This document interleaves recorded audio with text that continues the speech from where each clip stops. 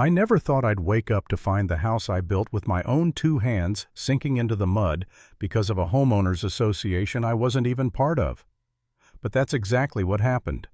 One morning I walked down to my basement and felt water rising around my ankles, and by the time the sun came up, the foundation of my $3 million home was cracked like a spider web.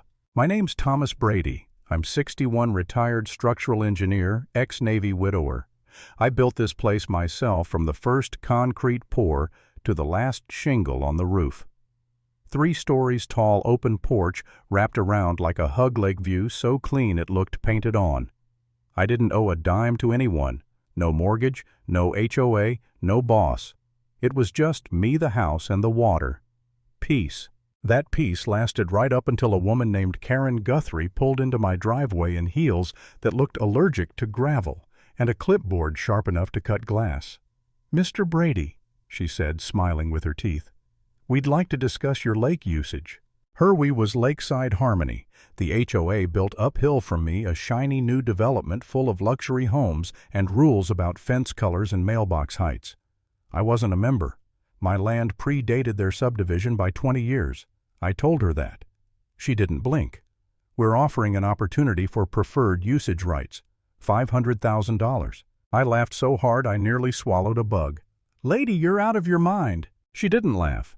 "Declining to participate may limit your lake access. We can't be responsible for what happens next." That line hung there like a loaded gun. I knew a threat when I heard one. So I did what any engineer would do. I documented everything. Called the county, no record of any environmental initiative. Called my lawyer, told him to expect trouble.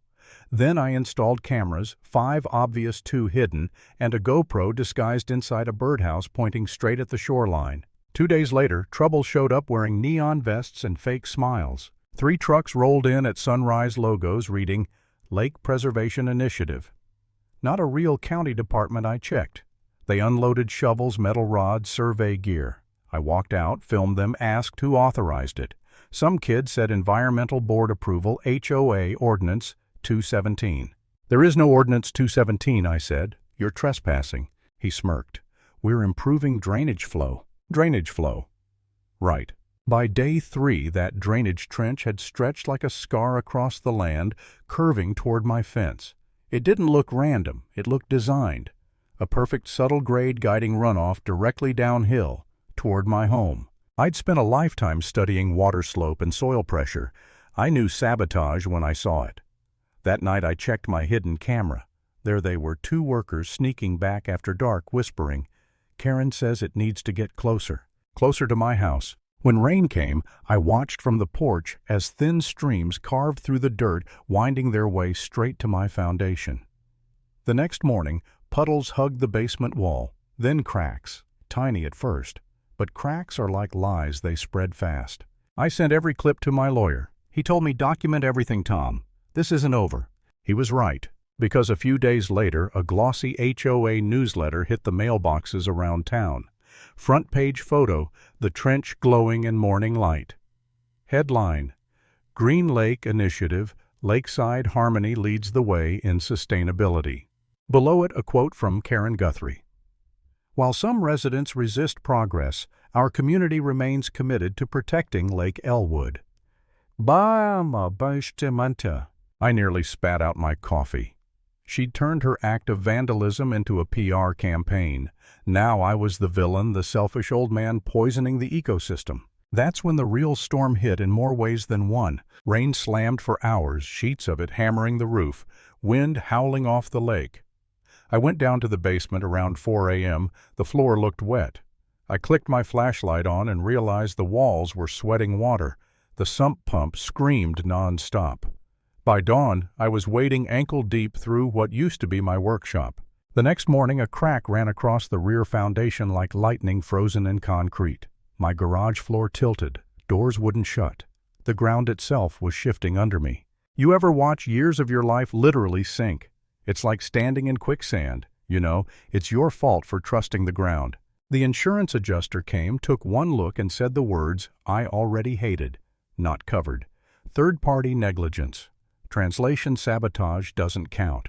I sat in that half-collapsed house and felt hollow. The anger had burned out, replaced by something worse: doubt. What if I was the problem? What if I'd picked the wrong fight? Maybe if I'd paid or smiled or joined their little club, I'd still have my home. I poured myself a drink, stared at the water stains creeping up the wall, and wondered if pride was worth losing everything.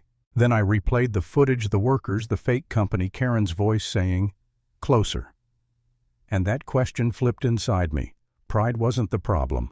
Silence was. So I stopped feeling sorry for myself. I started fighting. My lawyer, Curtis Finch, filed suit: property destruction, conspiracy, fraud. We hired hydrologists, forensic accountants, drone operators. I gave them everything, every clip, every timestamp, every soil test. Meanwhile, Karen kept smiling for the cameras. She went on local news, called herself a community environmentalist, even teared up on air. Said my refusal to cooperate endangered the lake. Watching that interview, I swear I felt my pulse in my teeth. That's when I called my nephew, Alex. He's a digital strategist, smart kid, sharp tongue. "Uncle Tom," he said after watching my footage, "you're sitting on dynamite. Let's light it." 3 days later, we uploaded a 10-minute expose: how my HOA tried to destroy my home and lied about saving the lake. It wasn't a rant. It was evidence: drone shots, expert diagrams, side-by-side clips of Karen contradicting herself, voice recordings of her threats. We dropped it on a Friday night. By Sunday, 2 million views. By Tuesday, 3.5. Reddit roasted her alive. Memes of Karen crying on camera started circulating with captions like, "Save the lake, sink the neighbor." News stations called. The county called. Protesters started showing up at HOA meetings waving "I stand with Brady" signs. For the first time, she wasn't controlling the narrative. And then came the courtroom. Karen sat across from me in a cream-colored suit, calm as a corpse. Her lawyers looked like they'd rather be anywhere else. The judge gave a nod. My attorney started with the footage: the workers digging by flashlight, one saying, "Karen says it needs to get closer." The courtroom went still. Next came the emails. The one where she wrote, "Either he joins the Harmony Plan or he becomes a cautionary tale." Then the financial records. The Green Lake Initiative wasn't real. It was a funnel. Money flowed from HOA dues into shell companies run by her relatives. Her lawyers squirmed. The judge's jaw tightened. Then Curtis called our final witness, Bob Sampson, a board member. Big guy, ex-plumber, always looked half asleep. He shuffled to the stand, swore in, and said, "I'm here because Karen banned me from having a barbecue." The courtroom cracked up. Even the judge smiled. But Bob wasn't joking. He handed over a folder full of internal HOA emails, messages full of Karen's obsessive micromanaging and thinly disguised sabotage. One line read, "Passive erosion encouragement should begin near Brady's South Slope." The judge leaned forward. "Miss Guthrie," he said, "are you acknowledging retaliatory actions against a non-member homeowner?" Her lips parted, but no words came. That silence was louder than any confession. By the end of the day, the judge froze the HOA's account, suspended Karen's authority, and ordered a full county audit. She looked at me as they adjourned, eyes cold, face pale. I didn't smile. I just picked up my hat and walked out. I never rebuilt the house. The structure was too far gone, bones rotted with water and mold. Instead, the county bought the land, turned it into a public park, Brady Shores, open to everyone. No fees, no HOA, just grass, sky, and peace. Karen.